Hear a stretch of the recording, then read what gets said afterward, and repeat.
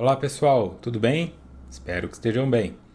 Esse é o estudo da obra Em Busca da Verdade, realizado pelo canal Mood e eu sou Vitor Antenori Rossi. Estamos no encontro de número 23, capítulo 6.2, A Grande Crise Existencial. Lamentavelmente, personalidades psicopatas, na sua grande maioria, temerosas da vida e portadoras de conflitos, refugiam-se nas doutrinas religiosas, como noutras áreas da sociedade, mas especialmente nas primeiras, ocultando seus dramas e medos, ao tempo que, em nome da salvação, castram os valores intelectuais e a sensibilidade dos crentes, submetendo-os aos seus caprichos e insânia.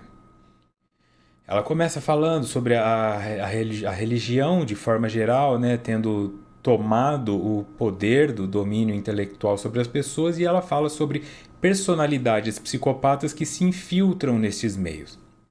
No encontro anterior, eu falei um pouco sobre a psicopatia, e não é uma coincidência que esse tipo de indivíduo esteja nesses lugares de dominação pública, né? Cargos políticos, cargos religiosos. Por quê?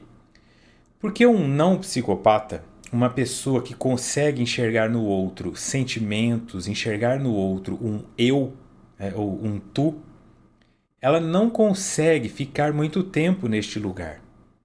Ela pode até começar por um desespero. Preciso de dinheiro, vou manipular as pessoas, mas moralmente ela não dá conta. Ela começa a ter pesadelos, a consciência começa a pesar, ela vai ficando paranoica, ela tem dificuldade para dormir, ela vai se submetendo a uma dor muito grande.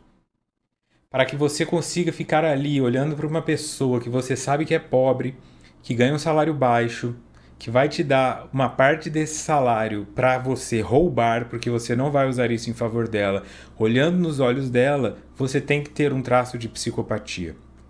Você não pode ser capaz de enxergar o outro como um ser humano completo. Então, por isso é muito difícil, se você observa uma pessoa e diz: esse indivíduo é um líder em alguma coisa e eu não vejo nele traços psicopáticos, ele é uma pessoa caridosa, então provavelmente ele ocupa esse espaço com prazer. Dificilmente esse espaço que ele ocupa será um espaço de estelionato, de extorsão. Só que a maioria das pessoas estão buscando um auxílio rápido. E parte da dominação, quando você pensa em psicopatas como Charles Manson, que construiu ali um grupo de pessoas que matavam em nome dele, ou João de Deus, parte da dominação é convencer os outros de que você é uma figura superior. É uma figura quase sagrada. Sagrada dentro daquilo que o outro entende. Quando o outro se torna leal a você, então ele te enxerga como um intermediário daquele Deus ou daquele valor que ele acredita. Então, os alemães enxergavam Hitler como um intermediário da raiva que eles tinham dos cargos que os judeus estavam ocupando na Alemanha, porque eles entendiam que estavam perdendo emprego, estavam perdendo espaço, eles estavam sendo dominados pelos judeus. As pessoas se incomodavam com isso, mas ninguém podia fazer nada. Recentemente, nos Estados Unidos, as pessoas estavam incomodadas com os latinos, com os mexicanos, com os africanos, e aí o Donald Trump ganha e ele tem uma política mais severa, tinha uma política mais severa contra os imigrantes. E muita gente gostou daquilo, porque eles estavam incomodados, por algum motivo. Esse indivíduo torna-se então uma figura messiânica, torna-se uma figura de idolatria. E esse é o ponto. Você só consegue assumir um espaço de ser ídolo de alguém que você está manipulando para um benefício próprio se você tiver um traço de psicopatia. Tem que ter uma doença mental grave. O indivíduo tem um mínimo de consciência, tem um mínimo de intuições, ok?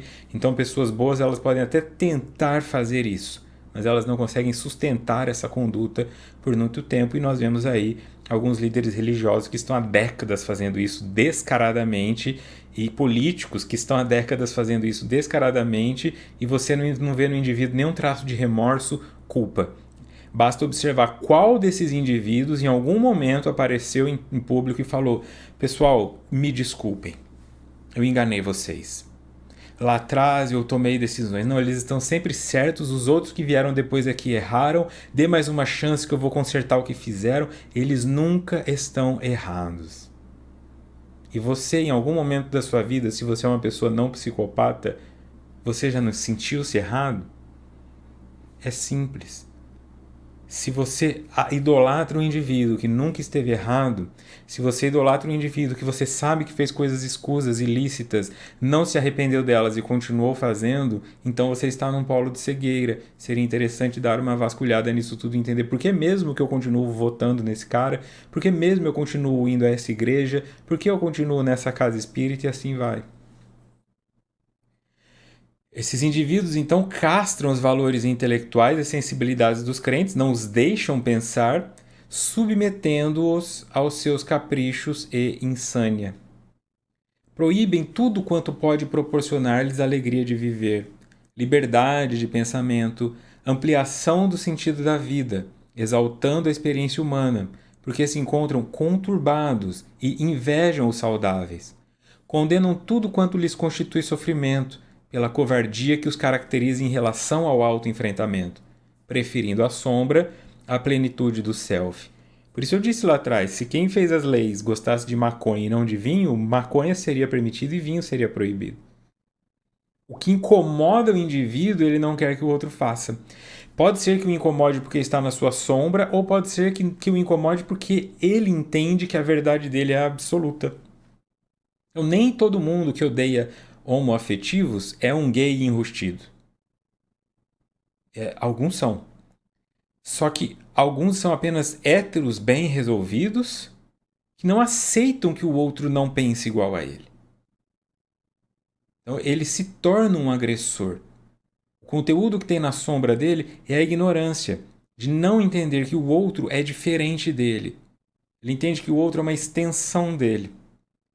Você pode chegar para um homofóbico e falar assim: a partir de hoje, você só vai gostar de homens. Ele vai dizer: eu não consigo.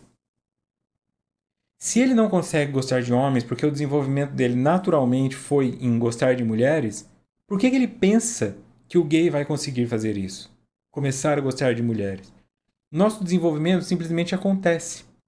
Você não estava ali na terceira, quarta, quinta série e de repente falou: bom, deixa eu ver por quem eu vou me apaixonar. Um belo dia você olhou para uma pessoa e teu coração acelerou. Não interessa se ela era homem, se ela era travesti, não interessa se ela era branca, se ela era negra. Teu coração simplesmente acelerou. E é isso que determina aonde está orientada a sua sexualidade. Se você não compreende que isso pode acontecer com outra pessoa de uma outra maneira, você está preso na intolerância. Esse tipo de líder, ele não aceita. Então eles normalmente banem tudo aquilo que eles não fazem porque é fácil para eles banirem. Não é simples isso? Se você tem um líder tabagista que não bebe, é fácil para ele proibir o álcool. Mas ele nunca vai proibir o tabaco. Os aspectos de aonde está a questão do indivíduo é que determinam quais leis ele fará. Ou você imagina que alguém vai sentar como um legislador em algum local fazendo uma lei que o prejudique. Quem faz a lei faz para si. A lei divina, quando as pessoas dizem um dia a justiça divina tarda, mas não falha. Ele não vai se ver com os homens, mas ele vai se ver com Deus. É essa esperança que os indivíduos têm de que uma justiça feita de maneira neutra seja aplicada. Porque não existe justiça neutra no planeta Terra. Não existe. O indivíduo sempre vai colocar o dele como prioridade. Ele sempre vai proibir o que ele não faz e permitir o que ele faz. Tá, e o que eu consigo fazer em direção a isso? Na sua casa, você é um legislador, uma legisladora. É você que faz as leis. E aí é onde você perde a si mesmo, se você mora só, ou você se perde em família. Porque você vai, sem se dar conta, porque isso tudo aqui é um processo inconsciente, sem se dar conta você se torna um hipócrita. Seu filho, sua filha vê isso. Você obriga eles a dormirem às 9 horas da noite, mas você fica acordado até 1h30. Tem dia que você dorme, tem dia que você não dorme. Eles percebem. Então, tudo aquilo que você obriga, eu entendo que tem que haver um condicionamento, que a criança, o cérebro em desenvolvimento. Eu estou falando da perspectiva de observadora. Ela sabe que você pode. Ela já te viu comendo doce antes do almoço, mas ela só pode comer doce depois que ela almoça. Ela já te viu não querendo comer a salada, mas ela é obrigada a comer. Ela já te viu rejeitando algum alimento. Ah, eu não gosto de azeitona, mas você a obriga a comer o brócolis se ela não gosta dele. Isso é o legislador. Então você sempre vai obrigar o outro a fazer aquilo que para você é fácil ou que você não faz, mas para si mesmo aquela lei não se aplica. E quando estamos morando sozinhos é mais difícil ainda. Porque manter uma rotina de eu vou limpar a casa porque eu vou receber alguém, eu vou cozinhar porque eu vou receber alguém. Não, você tem que limpar a casa para se receber. Você tem que cozinhar ou esquentar uma marmita que seja para se receber. Quando você entende esse processo, você se torna um bom legislador para si. Só que tem um monte de gente aí que está morando sozinho, a casa é uma bagunça. Não lava a roupa direito, não arruma nada, deixa as coisas tudo bagunçadas porque pensa, ninguém vai ver mesmo, você está vendo, seu cérebro está vendo. Então por que desrespeitar a si entrando numa casa que não tem nem lugar para sentar porque está cheio de roupa no sofá? Só porque agora sua mãe não está aí para te dar bronca ou seu pai, você acha que isso é liberdade? Disciplina é liberdade, como dizia Renato Russo. É sobre entender quanto eu projeto isso. Eu reclamo que o vizinho escuta música alta, mas eu escuto música alta. Você já colocou a música que você ouve na sua casa no volume máximo e foi lá na rua para ver se esse barulho chega lá fora? Às vezes chega. Você vai começando a se surpreender quando você vai em direção a esse autoconhecimento. Lentamente, mas com segurança, as filosofias do positivismo, do existencialismo e do niilismo encarregaram-se de apresentar o lado agradável da existência, as belezas que existem em tudo e em toda parte, as concessões formosas do prazer e do ter, as novas experiências do conhecimento, arrebatando as multidões. Sim, porque o caos gera ordem e a ordem conduz ao caos. É inevitável. Tudo satura. Eu disse em alguns encontros que o indivíduo enjoa até do melhor paisagem lá na Suíça e ele põe para alugar, porque ele enjoa. Tudo satura. Eram os indivíduos com uma perspectiva de que tudo é proibido, tudo é pecado, tudo leva para o inferno. Aí vem alguém e começa a filosofar. Veja bem, será que é isso mesmo? Será que nós vamos para o inferno? Será que realmente existe algo após a morte? Será que esse Deus age realmente dessa maneira? Por que nesse trecho da Bíblia, naquele trecho, ele fala isso e fala aquilo? As pessoas falaram, finalmente, então eu posso ir.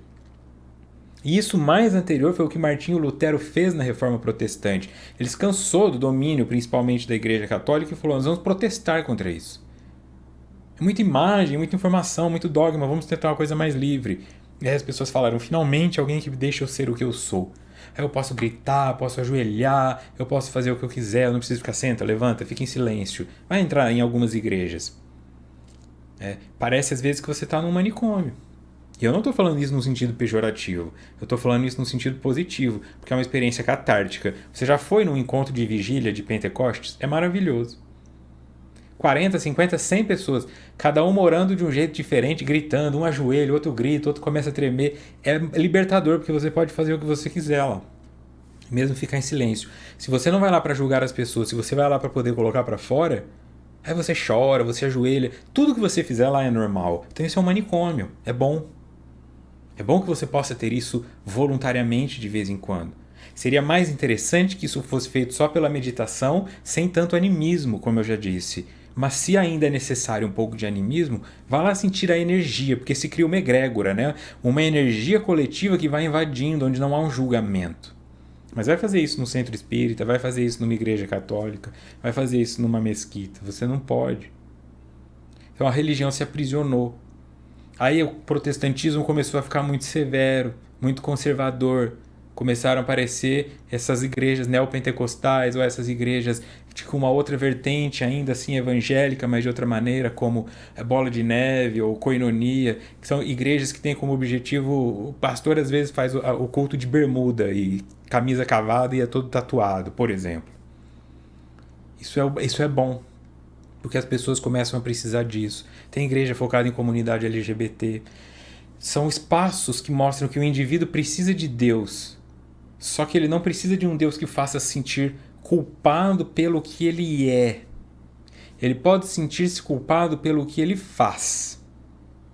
Mas não é Deus que faz isso. Qualquer valor moral que você tem, o mínimo de ética que você tem, vai te levar a pensar no que você fez. O problema é quando você se sente culpado pelo que você é. Se sente culpado por ser gay, se sente culpado por ser mulher, se sente culpado por ser homem branco, se sente culpado por ser negro, se sente culpado por ser mexicano, se sente culpado por ser paraense. Quando você determina que aquilo foi uma punição. Infelizmente, eu não estou nos privilegiados. Eu nasci nas minorias. Quando, na verdade, não tem minoria menor ou uma minoria mais discriminada que os privilegiados. São pouquíssimos privilegiados no mundo. Eles são a minoria. Bilionários são as minorias. Os favelados são a maioria. Só falta as pessoas tomarem essa consciência. Quando elas tomarem essa consciência de que elas não são minorias, elas param o mundo. A greve social. Não uma greve visando trabalho. Não vou fazer. Não vou limpar a rua. Não vou varrer sua casa. Não vou pegar seu lixo. Não vou. E aí? Quem vai fazer? Mas ainda fica esse sentimento. Eu preciso fazer, senão amanhã eu não como. Né? Então nós somos movimentados por um medo de morrermos, um medo de ficarmos pobres, um medo da escassez, e nós vamos aceitando um domínio. Então a reflexão que eu estou trazendo aqui, ela é no sentido de modificar a sua autoidentificação. Não é a tua cor de pele que te puniu. Não é a tua condição financeira que te puniu. Isso é uma ferramenta que te foi dada. Ela é mais difícil do que as outras. Mas muita gente conseguiu fazer coisas grandiosas com essas que você tem na mão. Então, quando esses indivíduos aparecem, aqui, ó, nota do expositor. Positivismo. Defendia que apenas os conhecimentos científicos eram verdadeiros. Para a linha de pensamento, as crenças religiosas não eram válidas. Existencialismo é uma doutrina filosófica centrada na análise da existência e do modo como seres humanos têm existência no mundo. Visa encontrar o sentido da vida através da liberdade incondicional, escolha e responsabilidade pessoal. Niilismo é uma doutrina filosófica que indica pessimismo e ceticismo extremos perante a realidade ou valores humanos. Num sentido amplo, o niilismo consiste numa atitude de negação ou descrença absoluta em relação a princípios, sejam eles religiosos, morais, políticos ou sociais. Então, olha o que emerge quando Joana cita o que emerge. É uma linha de pensamento que exclui crenças religiosas, porque as pessoas estavam saturadas disso. Uma linha existencialista que busca o sentido da vida através da liberdade incondicional, escolha e responsabilidade pessoal. Então as pessoas dizem, mas se tudo for permitido, a questão é, a liberdade ela é para todos. Quando se fala de livre-arbítrio, isso não é uma coisa dada por Deus. Deus dá o livre-arbítrio e Deus pode tirar o livre-arbítrio. O livre-arbítrio ele é dado por Deus no sentido que ele é natural. Porque toda a vida no planeta e fora do planeta tem livre-arbítrio. Nós temos que responder, por exemplo, a certas leis naturais que são superiores ao livre-arbítrio, como, por exemplo, a gravidade. A gravidade. Eu não posso voar se eu quiser. Posso construir um avião, um helicóptero, mas eu não posso ser voando. Eu sou obrigado a ficar com o pé no chão. Então eu não tenho livre-arbítrio. A gravidade é mais forte. A necessidade de respirar oxigênio é mais forte. Eu não posso ir para a Lua morar lá sem máscara, sem tanque de oxigênio. Eu morro, então eu não tenho livre-arbítrio. O que eu tenho de livre-arbítrio se refere a escolhas, não à sobrevivência do corpo. Queria morar embaixo d'água? Não posso. O que eu tenho de livre-arbítrio é eu posso te matar se eu quiser. Alguém pode me impedir. Quando eu estiver tentando te matar, alguém pode me matar antes. E tudo bem. Isso é livre-arbítrio. Só que o livre-arbítrio, essa ideia da liberdade, ela vem com a consequência do seu ato. A consequência do seu ato é o que algumas doutrinas chamam de causa e efeito. Você faz o que você quiser. Mas quando você movimentar a malha quântica do mundo, isso gerará uma consequência. Então, quando eu falo aqui do caos gerar ordem, a teoria do caos é o bater de asas de uma borboleta em um lado do mundo gera um tufão do outro lado do mundo. Então, se você pega um lençol e faz assim, você só fez um movimento, mas ele vai até o fim do lençol e essa energia ainda vai embora. Você não a vê porque ela foi para o ar.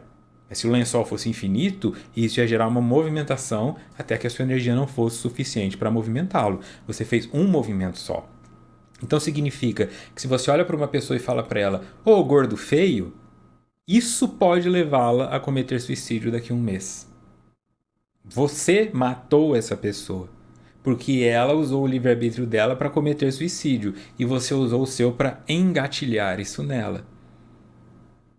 Ou ela pode tentar fazer uma cirurgia bariátrica rapidinho, de qualquer jeito, mesmo sem ter dinheiro para fazer direito, e pega um profissional ruim e morre de complicações. Então, as nossas ações geram um efeito. Né? Quando eu falo malha quântica é nisso, como se fosse um lençol mesmo. Um comentário que eu faço aqui nesse estudo pode levar uma pessoa a pedir o divórcio ou pode levar uma pessoa a pedir perdão. Tem casamentos que se consertaram graças a esses estudos e tem casamentos que terminaram graças a eles. É como você faz. É o que você ouve disso aqui. Tem gente que parou de fumar e começou a ir à academia. Tem gente que ficou com raiva de mim e nunca mais quis ouvir falar meu nome.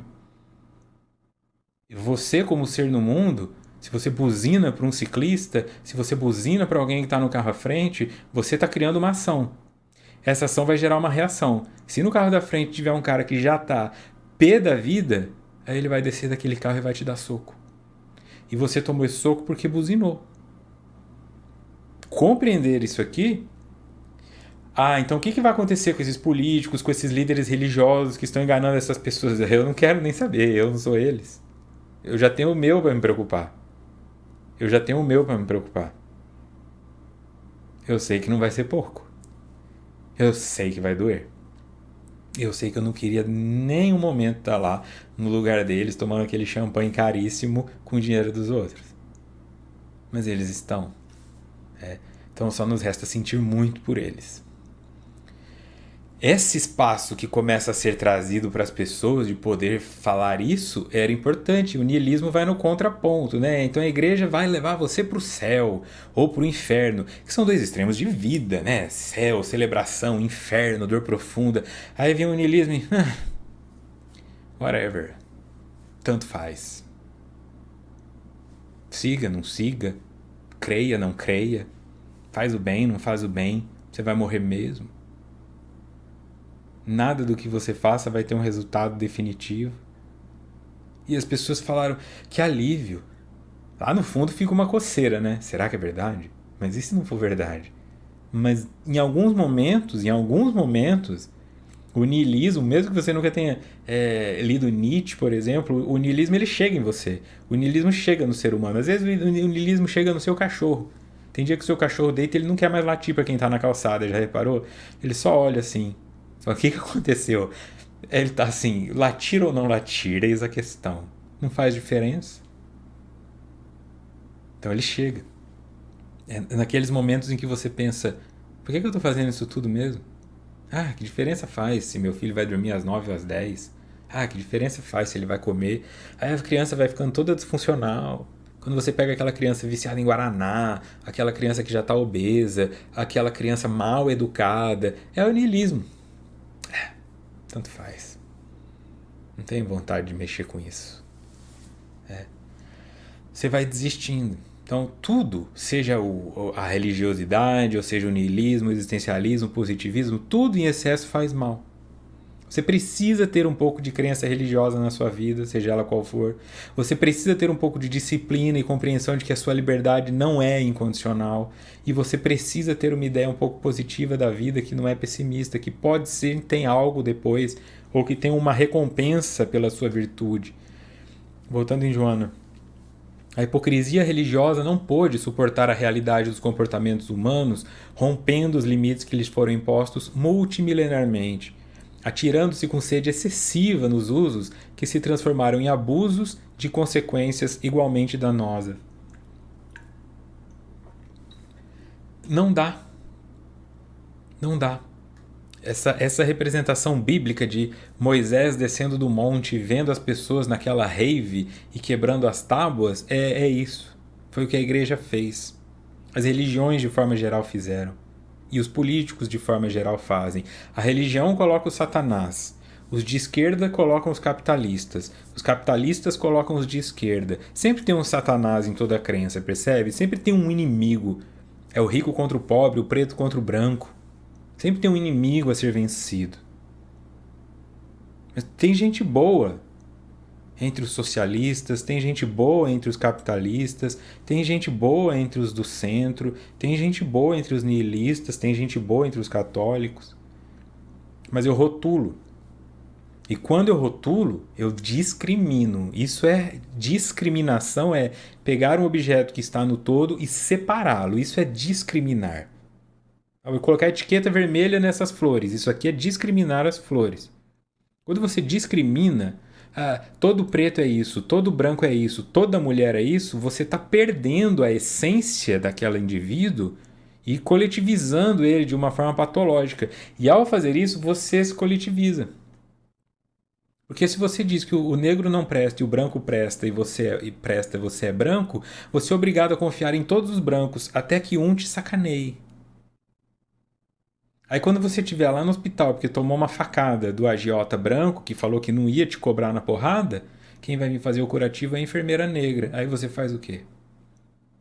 É assim que a vida ensina.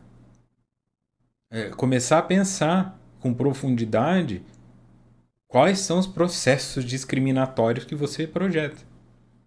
Porque eles falam muito mais de você do que do outro. E criam um senso de cegueira com relação a inimigos, porque acha que com aquela cor de pele você não tem que se preocupar, que com aquela genitália você não tem que se preocupar. Mas na verdade você tem que se preocupar com todos e tem que estar aberto a todos. O ensinamento, a ajuda e o romance podem vir de qualquer lugar. Então, como a igreja não pôde fazer isso, ela apertou o cerco. Então começou a gerar mais culpa, mais culpa, mais culpa. Os que já estavam lá foram aceitando. Os que não estavam começaram a falar, mas será que eu devia ter me afastado? Acho que eu vou voltar. E aí elas conseguiram gerar uma dominação, né? São milênios de dominação. Os avanços da ciência, apoiada na tecnologia, dignificou a vida, facultando uma visão otimista e encantadora da existência humana, aumentando seu poder até chegar aos extremos de tornar-se onipotentes de tal modo que nada se faz sem o seu concurso, chegando-se mesmo a considerá-los os novos deuses do panteão cultural da atualidade. Repito. Olha, que legal! Água, ser humano, deixa eu me afogar. Aí vem a tecnologia, o que Joana diz, vem a ciência, começa a explicar as coisas. O que o ser humano faz? Eu quero overdose de ciência. Tudo que a ciência fala é verdade.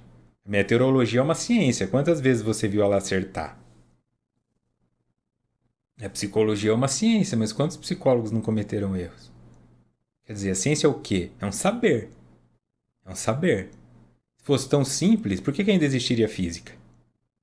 Se a física é tão simples, se a matemática é tão simples, não no sentido de compreensão, mas no sentido de aplicação. São só números explicáveis, variáveis. Por que ainda tem matemático ganhando prêmio Nobel? Por que ainda tem físico ganhando prêmio Nobel? Por que eles ainda têm que aprender se é tão simples?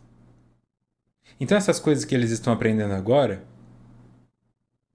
elas não poderiam explicar coisas que lá atrás foram ditas como verdade e na verdade eram erradas? E se um dia eles descobrirem que existem Deus? Eles vão pedir desculpa? Eles vão dar indenização para as pessoas que se mataram porque eles disseram que Deus não existia? E elas perderam a esperança? É provado que Deus não existe? Não. É provado que Deus existe? Não. Cientificamente, não. Empiricamente, sim. Para algumas pessoas, elas falam: eu já vi Jesus, eu já vi Deus, eu já vi Maria, eu já vi Maomé, eu sinto. É tudo bem. Empiricamente, o ser humano acredita porque ele viu alguma coisa que o fez crer. Mas cientificamente falando, não. Então, tudo isso aqui pode não ter fundamento nenhum. Ou isso aqui pode ser o fundamento de tudo. Cada um está apostando em alguma coisa. Qual vai ser a verdade? A minha ou a do outro? Só que a ciência, então, eles começaram a entender que eles eram os deuses. Vamos matar Deus, mas eu sou o Deus. Então criou-se uma arrogância, criou-se uma idolatria, e esses indivíduos podiam falar o que eles queriam, e todo mundo aceitava e acreditava. Aí depois eles falavam, gente, olha, eu estava errado, na verdade, o outro comprovou. E aí? Agora eu faço o que com isso? O ser psicológico, porém, é livre, mesmo quando se encontra submetido a circunstâncias e situações indignas e escravistas. A sombra predomina na conduta, mas o si mesmo permanece, orquestrado pela esperança e pelas aspirações de liberdade e de triunfo. Então a questão de dominação, ela vai até certo ponto. O próprio Sócrates, quando estava preso, porque foi condenado à morte, armaram para que ele pudesse fugir e ele disse, não, eles não vão matar meu corpo, eles só vão matar meu corpo, eles não vão matar minhas ideias. O ser psicológico é livre. Tem um filme que eu já citei aqui, talvez, ele é bem pesado, assim, em termos de imagem, tá? É meio brutal, assim. Chama Os Contos Proibidos do Marquês de Sade, que é de onde vem o termo sadismo, né? Fala sobre esse indivíduo que é o autor, o Marquês de Sade, que ele escreve contos eróticos, né? Numa época em que a igreja domina tudo e tudo é muito proibido, tudo muito formal, e ele escreve contos onde as mulheres têm prazeres, onde acontecem coisas bizarras, parafilias, e aí vão tirando tudo dele. Ele é um nobre, vão tirando, um marquês, né? Vão tirando tudo dele. Até que só sobra ele num porão dentro de um manicômio católico, onde os doentes, na verdade, são torturados e não tratados. E ele só consegue escrever usando as próprias fezes na parede. Porque ele não tem mais nada para escrever. Tiraram tudo dele. Só que ele continua escrevendo. Então é esse espaço que o indivíduo ocupa. Se você for numa cadeia agora, tá cheio de bandido lá. Esses caras não prestam. Mas tem uns caras lá escrevendo coisa. Tem uns caras produzindo coisas. Tem umas pessoas que elas estão ali. Elas ficam em pé, elas ficam sentadas, elas estão irritadas, mas tem alguns que estão produzindo algum conteúdo. Porque eles entenderam. Eles começam a frequentar o alcoólico anônimo, narcótico anônimo, eles começam a frequentar os cultos, né, do pessoal da igreja que vai... E eles vão se modificando. Tem gente que está se modificando, mesmo dentro de uma cadeia no Brasil que sabe como funciona. E é isso que Joana está dizendo. Quando você pega aqueles livros, olha a geração que teve, né? Uma geração de mulheres que eram criadas para ser donas de casa. Aí nos anos 80, anos 90... O que tinha na estante dessas mulheres? Sabrina, Júlia, que eram contos eróticos. O homem nem lia, porque achava aquilo era uma babaquice. Tinha uma foto na capa que parecia aquele rótulo da Catuaba, sabe? Uma mulher nos braços do cara. O Morro dos Ventos Uivantes, isso é uma chatice. Aí abria lá, tava lá. Aquela explicitude deliciosa. Palavras rebuscadas, né? Do volume em sua virilha. E as mulheres estavam lendo aquilo. Por quê? Porque era a fuga. Era uma sexualidade que o homem chegava em casa e ele cuidava das coisas, não sei o que, depois jantava, transava com a mulher, dava 3 mexidas ali, virava pro lado, dormia, ela não tinha. Então, por que essa literatura cresceu? Porque o inconsciente coletivo feminino precisava de um espaço de expressão onde a mulher era protagonista no sexo. De repente, quando o feminismo começa a entrar e esse modelo vai mudando, essa literatura perde força. Então essas mulheres, muitas dessas mulheres foram salvas por causa desses livros. O marido nem fazia ideia. Ela estava ali fantasiando, ela estava vivendo tudo aquilo, porque ela precisava de um espaço de alívio que não fosse só roupa para lavar, roupa para passar, empilhando direitinho. Gente, era uma geração que passava até a roupa de baixo. Por que precisa passar calcinha, pelo amor de Deus? Passava a fronha do travesseiro. Era uma pilha de roupa, ficava um dia inteiro ali. Não tinha ar-condicionado, passava no calor. Aí você entende como o indivíduo encontra uma maneira psicológica de fugir da opressão, seja ela qual for. A sombra alucinada não tem dimensão da própria loucura e o ego torna-se de uma crueldade sem limite. Vale a pena recordar outro terrível momento de crueldade e infâmia no período em que a Polônia sofria o drama do Holocausto, quando os sicários solicitaram ao rabino do gueto que selecionasse expressivo número de judeus para as câmaras de gás. E ele, ameaçado, optou pelo suicídio na difícil situação, não se tornando algoz dos seus irmãos. Porque ela cita indivíduos que eram judeus que eram colocados para escolher quais os judeus iriam para as câmaras de gás. Ela cita um que diz: ele tinha que escolher 5 crianças para ir para a câmara de gás, porque se ele não escolhesse 5, o filho dele iria. Mas é esse local. Como isso constrange. E a religião às vezes constrange, porque isso vem desde o aspecto bíblico, quando fala que Abraão tinha que matar o filho. E as pessoas ficam o tempo todo assim: o que eu preciso fazer para sobreviver? É muito difícil. Então, se você pega droga nas coisas do teu filho, a primeira pergunta que você faz é: com quem que ele está andando? E às vezes teu filho é o mau elemento. Eu não quero mais que você ande com o filho da Suzy. E o filho da Suzy, na verdade, foi levado à droga pelo teu. Mas é mais fácil jogar o outro na câmara de gás do que levar o próprio. Isso está em nós. É negação. O primeiro mecanismo que ativa diante da dor é a negação. Não é o meu filho. O meu filho é a vítima. E não sempre é. Quando eu fui fazer o uso de substância, com 11 anos eu bebia cerveja e tabaco. E com 13 anos eu fui experimentar maconha. Eu escolhi isso. Eu fui atrás do indivíduo que eu sabia que usava e falei: eu quero que você me dê. Não, se você não me der, eu vou falar que você me bateu. Eu vou falar para a diretora. Eu extorqui ele para que ele arrumasse maconha para mim. Porque eu queria experimentar. Então, ninguém me levou. Não existia um mau elemento. Ele estava sendo vítima de mim, porque eu ameacei denunciá-lo. Então ele conseguiu para mim. Esse é o espaço. Eu era o mau elemento. Então, às vezes, esse local que você fala de o meu filho está sendo vítima dos outros, não, porque tem indivíduos que são curiosos, ou tem indivíduos que têm traços doentios, e eles estão fazendo aquilo. Talvez é o seu filho. Eu tinha um colega de classe não, uma sala para cima, que ele tinha colocado 2 animais da família no micro-ondas para explodir. Um cachorro e um gato. Ninguém ensinou ele a fazer isso. Ele quis. Mas as pessoas ficavam tentando entender com quem que ele estava andando. É porque esse amigo dele... Não, ele era assim. É reconhecer isso. Reconhecer isso. Que algumas pessoas têm o traço nelas mesmas. Que nem todo mundo é vítima do outro.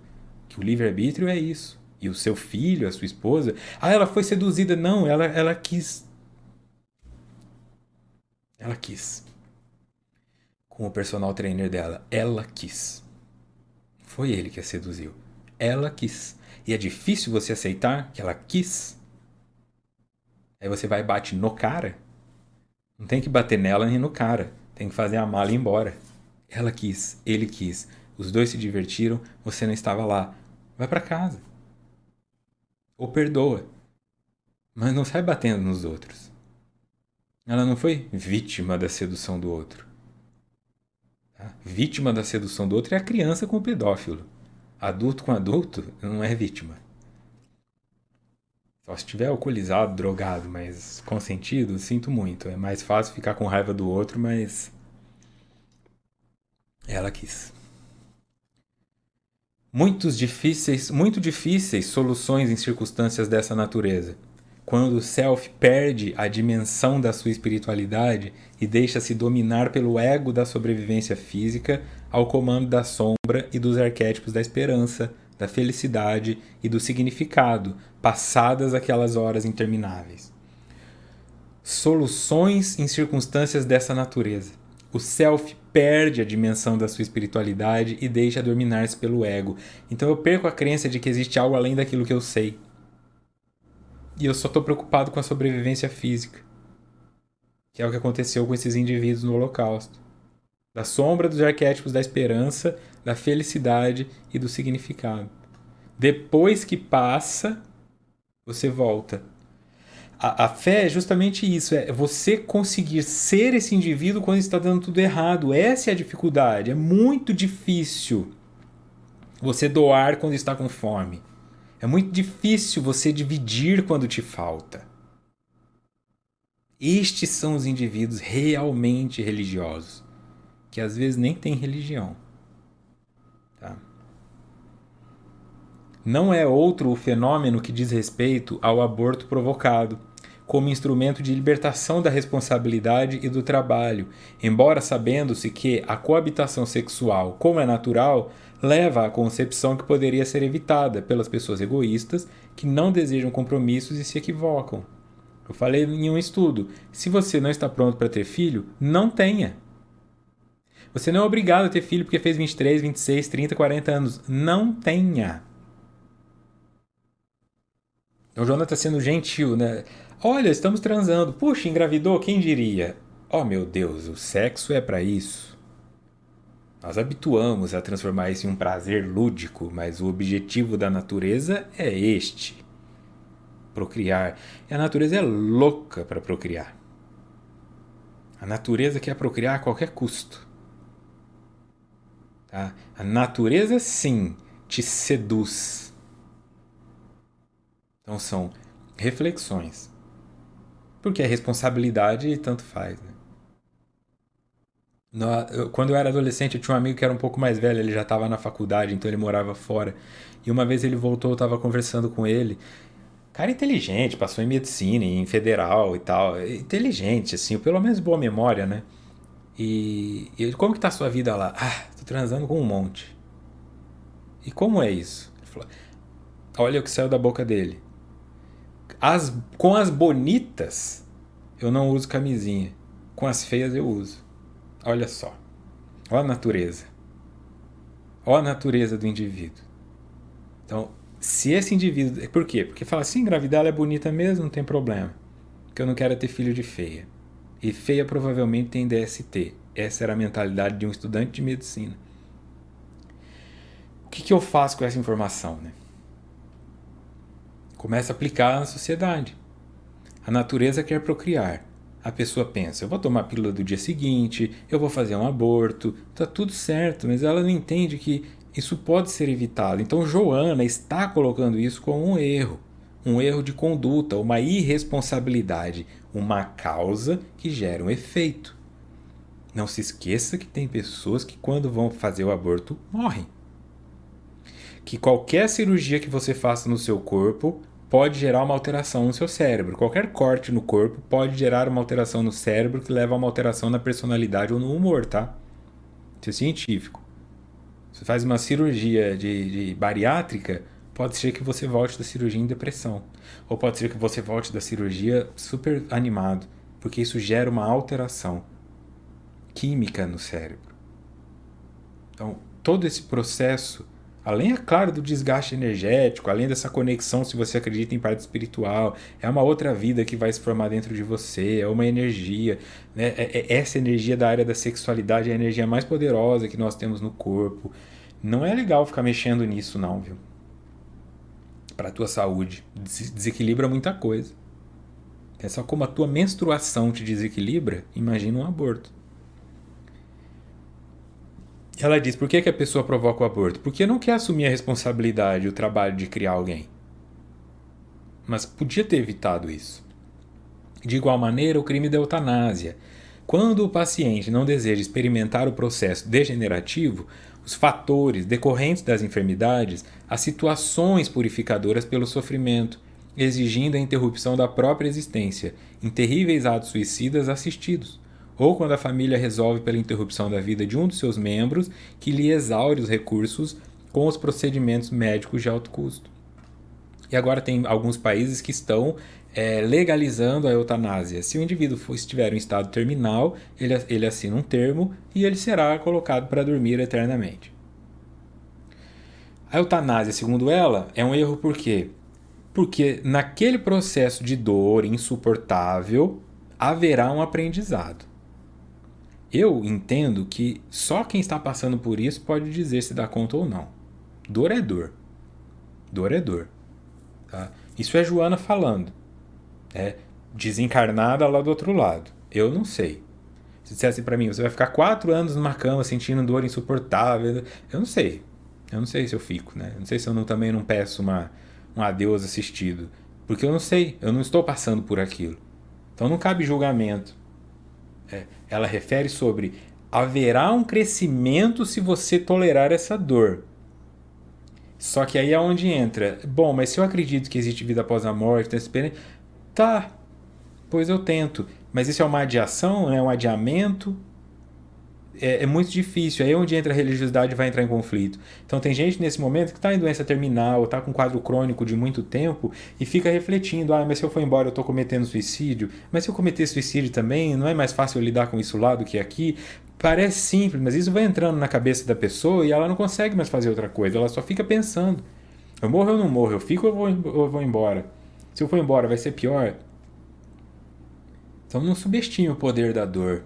Não subestime o poder da doença. Como é que você faz? Se você não quer pagar esse preço, assim, quem não quer pagar o preço de ter uma criança, use camisinha, ou então use anticoncepcional, ou ligue as trompas, ou faça vasectomia. Se você não quer lidar com dores na sua velhice, controle o que você come, faça atividades físicas e tenha qualidade de vida. Porque aí você diminui consideravelmente a chance disso acontecer. Depois não reclama. Você tem agora a oportunidade de mudar o que você come, de mudar o exercício que você faz e de mudar as coisas que você pensa. Isso são atos que vão gerar consequências, tá?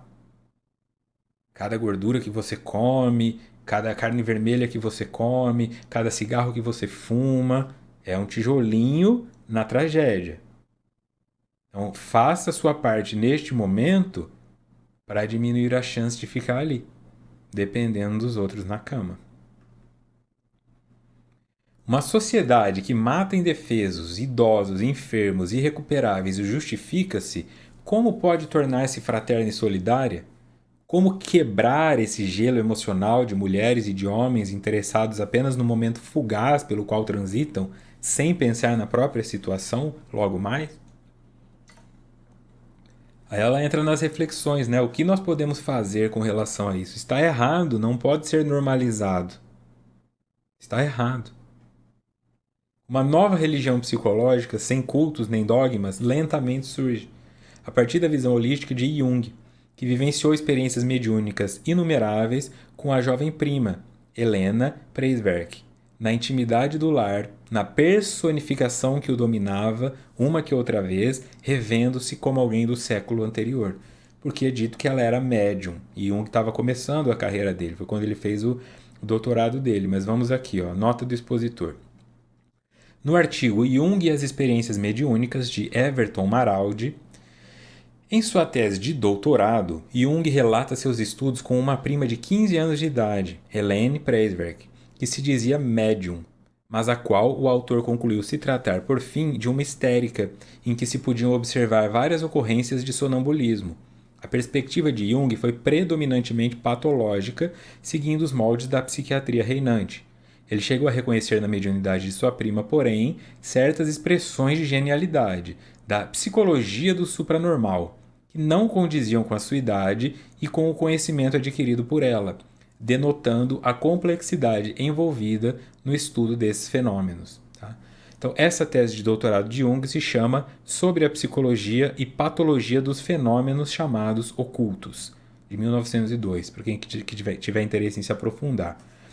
O que acontece é que ele começa a tratar essa prima dele, de 15 anos, e vai observando uma mediunidade dela, mas depois de um tempo ele percebe que a mediunidade dela, de algum sentido, foi perdendo força e ela começou a ter, não usou essas palavras, né? Mas ela começou a ter características anímicas, parecia que ela estava forçando a situação, aí é quando ele se afastou. Só que esse contato com ela ajudou ele a desenvolver esses conceitos de inconsciente coletivo, né, de sombra, porque ele percebeu que tinha alguma coisa além do que o indivíduo sabia. Porque essa menina de 15 anos estava demonstrando uma inteligência, uma capacidade muito superior ao que alguém da idade dela poderia. Isso ajudou Jung na sua concepção.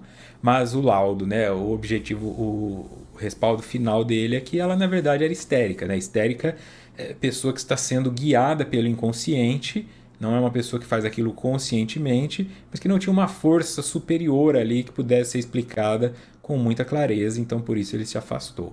Então é essa situação que Joana cita. Então ela aqui voltando, ela fala que o Jung desenvolveu uma religião psicológica, baseado nessa experiência que começa aqui. Ele não desenvolveu, tá? Ela está usando isso como uma representação. É uma religião psicológica. Ou seja, ele fez da psicologia um local bem estruturado, com os arquétipos, com as imagens. Então, quando você lê Jung, na verdade, é como se você estivesse estudando uma Bíblia. O Espiritismo, por sua vez, doutrina profundamente positivista, fundamentada nas experiências psicológicas e transpessoais da imortalidade do ser, do seu triunfo sobre a morte, da multiplicidade das existências, respondendo pelo conhecimento arquivado no inconsciente coletivo, oferece as certezas para o avanço do ser que se é, sem dúvida, o verdadeiro imago Dei, no rumo de Deus. Então, imago Dei, essa imagem de Deus que você tem, quando eu falo do que você está projetando, é o seu imago Dei. Como você concebeu os valores, a moral e a ética, é isso que você vai usar como crivo para determinar se o mundo é bom ou ruim, se as pessoas prestam ou não prestam para você. Alterando isso, porque isso é uma concepção sua, tudo que você entende por Deus é uma concepção sua, não é uma verdade absoluta, por mais que doa para a tua vaidade escutar isso, isso pode ser alterado, portanto, porque você está em constante evolução. Deus é imutável. A concepção que nós fazemos dele, não. Ou dela, ou disto. Não. Isso é mutável. Porque todo dia nós aprendemos algo novo. Alterando essa imagem, então ela diz, o Espiritismo propõe uma alteração dessa imagem de Deus. O objetivo do Evangelho, segundo o Espiritismo, é tirar aquele Deus tirano, assassino, vingativo, mostrar que aquelas comunicações bíblicas eram, na verdade, simbólicas, interpretar estes símbolos de uma maneira mais realista e aí reconfigurar essa imagem divina no indivíduo. O autor da psicologia analítica, Jung, afirmou com ênfase: através da minha experiência, eu conheço um poder maior do que meu próprio ego. Deus é o nome que dou a esse poder autônomo, portanto, fora dele e dominante nele. Na sua obra monumental, O Aion, ainda se refere o admirável mestre. Cristo é o homem interior a que se chega pelo caminho do autoconhecimento. Então veja, isso é empírico, né? Empírico é aquilo que é pela experiência do indivíduo. Através da minha experiência, eu conheço um poder maior que meu próprio ego. Deus é o nome que dou a esse poder autônomo. Meu próprio ego é aquilo que sei. Então tem alguma coisa a mais. Por isso eu disse, o psicopata ele tem essa chave cortada. Esse fio cortado. Ele não tem conexão. Então ele consegue continuar fazendo aquilo. Ele não sente culpa, não sente remorso, ele dorme bem. Psicopata tem pele bonita, cabelo bonito, roupa bonita, psicopata é charmoso, psicopata é sedutor, psicopata tem convencimento. Porque ele não sofre. Ele não sofre disso. Ele sofre dele. Mas ele não sofre isso que nós que não somos psicopatas sofremos. Ai, não devia ter feito isso. Será que eu vou lá e peço desculpa? Será que eu exagerei? Ai, meu Deus. Será que isso vai me trazer consequências? Nós ficamos no sofrimento pelas nossas atitudes. Vergonha de coisas que nós fizemos. Então isso é bom. Isso é um traço que mostra que você é um ser humano não psicopata, né? Se você é borderline, depressivo, eu não sei. Mas pelo menos não psicopata você é. Então, qual é a sua experiência? Você tem uma experiência que te dá esse mesmo conhecimento que Jung alcançou? Você tem uma experiência que prova para você que existe um poder maior do que o seu próprio ego? Dessa crise existencial que desestrutura o ser humano, transformado em máquina de prazer, que logo se desgasta e decompõe, surgirá uma nova proposta de humanização do ser que se erguerá dos descalabros para a valorização do divino que nele existe. Então existe um divino em mim, que seria uma coisa autônoma, tá? Então, Deus, uma coisa autônoma que existe dentro de mim, porque se é onipresente, está em todas as pessoas. E existe a imago Dei, o Deus que eu construí. Este não é autônomo. Este é escravizado por mim e depois de um tempo me escraviza. O Deus autônomo é esse desejo que você tem de melhorar. As coisas que eu falo aqui, a tua mente já te falou o tempo inteiro. Eu não sou o primeiro a falar para você emagrecer ou engordar se tá muito magro. Eu não sou o primeiro a falar para você parar de fumar. Tua mente fala isso para você. Você acende um cigarro e fica olhando para ele, e aí pensa, e aí depois deixa para lá, aí você olha a foto da pessoa sem pé na caixa do cigarro e olha pro teu pé, mas o meu não tem nem ferida. Isso já está acontecendo em você. Essa ebulição é o Deus autônomo. O que não é o Deus autônomo é você olhar, esses umbandistas aí é tudo macumbeiro. Isso não é um Deus autônomo. Isso é teu Deus. Que você entende que o terreiro é um lugar ruim e a mesa branca é um lugar bom. E eu, como já visitei alguns terreiros e templos e já visitei muita mesa branca, tem mesa branca que a toalha tinha que ser preta. Tem centro espírita que, meu Deus do céu, parece um templo de Satã. De tanta vaidade, manipulação, mentira, melindre, ego que tem lá dentro, animismo. Então para. Não é a configuração, não é o formato da casinha que determina o conteúdo dela. Isso é Imago Dei. O divino que está em você é isso que vai te fazendo sentir mal porque você não está cuidando do corpo. Sentir mal porque não levou o cachorro para passear e vê que ele ficou triste. Sentir mal porque não escovou o gato e está vendo ele vomitar a bola de pelo. Isso é o autônomo. Se você parar de resistir a isso, você entenderá por que Deus é amor. Tudo que a sua intuição, vinda deste Deus interior, te propõe é pro seu bem. E tudo que eu falo aqui também. Tudo. Porque são questões experimentadas, não são questões experimentais. Eu não estou dizendo o que eu acho. Isso é importante ficar claro. Eu tenho 17 anos como psicólogo, mais de 17 mil atendimentos realizados. Com as mesmas pessoas, enfim, mais de 17 mil atendimentos realizados. Eu sei o que está acontecendo na mente das pessoas.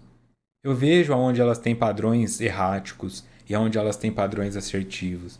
Então eu não venho aqui dar a minha opinião personalista. Eu venho aqui trazer uma média.